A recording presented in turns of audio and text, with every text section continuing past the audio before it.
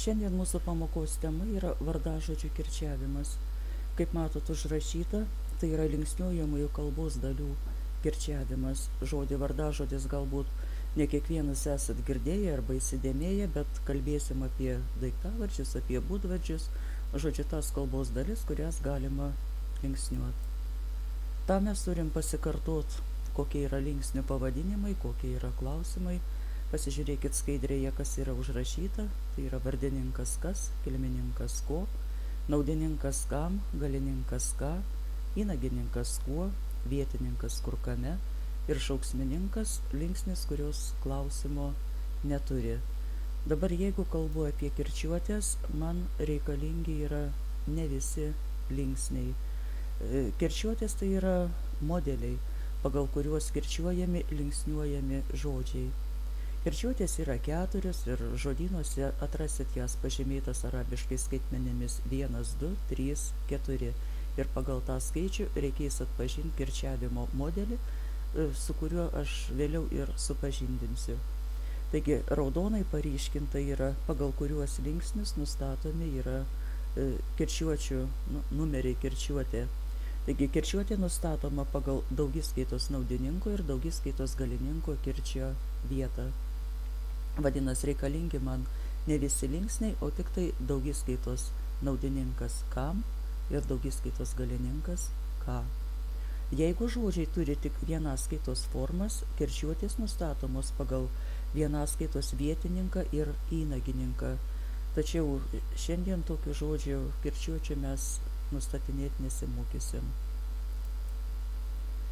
Pirmoji kirčiuotė. Pirmosios kirčiuotės daiktavardžiai daugiskaitos naudininkė ir daugiskaitos galininkė turi kirti tame pačiame kamieno skiemenyje. Tai yra pati lengviausia kirčiuotė, lengviausiai sukirčiuoti žodžius, nes visą laiką ir kirčiuotas skiemuo, ir kirčio ženklas bus toje pačioje vietoje.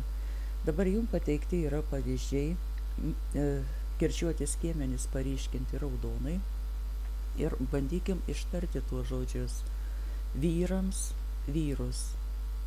Kirčiuotas yra pirmas skiemuo, tai būtų antras nuo galo, ir naudininkė ir galininkė kirčio vieta yra ta pati. Žodis mergaitėms, mergaitės, kirčiuotas yra skiemuo žodžio vidury, bet jis yra naudininkė ir galininkė toje pačioje vietoje.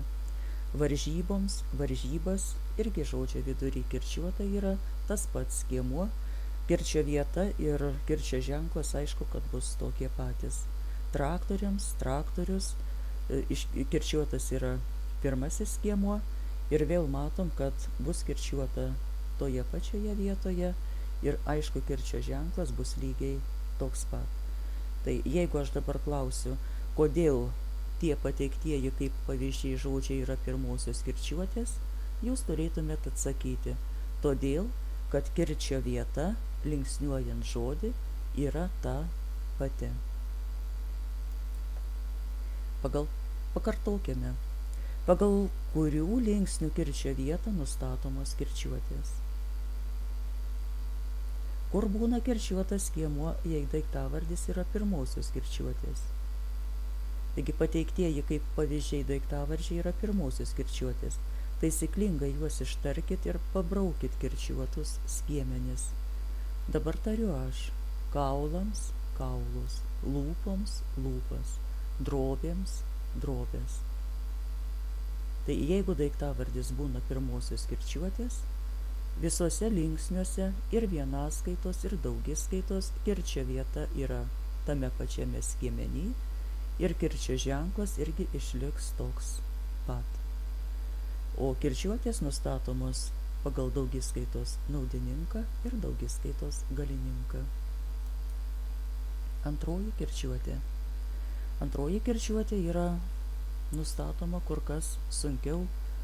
Joniškiečiam tai yra ypatingai sunki kirčiuotė, todėl kad mes atitraukiam kirti į žodžio kamieną arba netgi žodžio šaknį. Latvių kalba mums darė ganėtinai didelę įtaką ir tos kirčiuotės mes turim papildomai mokytis. Kaip šokinėja kirtis? Naudininkė kirčiuotas yra antras nuo galo skiemuo, o galininkė kirčiuota yra galūnė. Čia yra pavyzdžiai užrašyti stulpelėje, kad jūs geriau matytumėt, kaip šoka kirtis. Tai yra iš žodžio pradžios šoka į žodžio pabaigą. Trečioji kirčiuotė. Trečioji kirčiuotė yra atvirkščia. Naudininkė kirčiuota bus galūnė, o galininkė bus kirčiuotas kamienas. Skaitau pavyzdžius: langams – langus, galvoms – galvas, katinams – katinus, veidams – veidus. Stulpelyje užrašytas pavyzdys leidžia geriau pamatyti kirčio šokinėjimą. Čia naudininkas kirtis galūnėje, čia galininkas kirtis yra, čia šiuo atveju šaknyje. Ketvirtoji kirčiuotė. Ketvirtosios kirčiuotės daiktavardžių daugiskaitos naudininkas ir daugiskaitos galininkas kirčiuojami galūnėje. Tai irgi yra ganėtinai lengvai atpažįstama kirčiuotė. Skaitau pavyzdžius: dienoms – dienas, naktims – naktis, vaikams – vaikus, spalvoms – spalvas. Dabar stulpeliu užrašytas pavyzdys leidžia suprasti, kur yra kirčiuotas skiemuo ir kuriuose linksniuose. Žąsims – žąsis, matot, ir naudininkė, ir galininkė kirčiuota yra galūnė. Tai reiškia, kad žodis yra ketvirtosios kirčiuotės. Pakartokime. Jums yra pateikti pavyzdžiai, nurodyta kirčiuotė ir prie kiekvienos kirčiuotės yra paaiškinimas, kodėl pavyzdys yra būtent tos kirčiuotės. Taigi tariu: saulėms – saulės. Pirmoji kirčiuotė. Ir žinau, kad visose linksniuose kirčio vieta ir kirčio ženklas liks toks pat. Mašinoms – mašinas. Antroji kirčiuotė. Paryškinti skiemenis rodo, kaip šokinėja iš kamieno į galūnę. Kirčiuotas skiemuo šoka iš kamieno į galūnę. Daiktams – daiktus. Trečia kirčiuotė. Kirčiuotas skiemuo šoka iš galūnės į kamieną. Miškams – miškus. Ketvirtoji kirčiuotė. Kirčiuotas skiemuo yra žodžio galūnėje. Matot? Dar kartą kartoju. Kirčiuotės nustatomos pagal du linksnius – daugiskaitos naudininką ir daugiskaitos galininką. Kam – ką. Užduotis.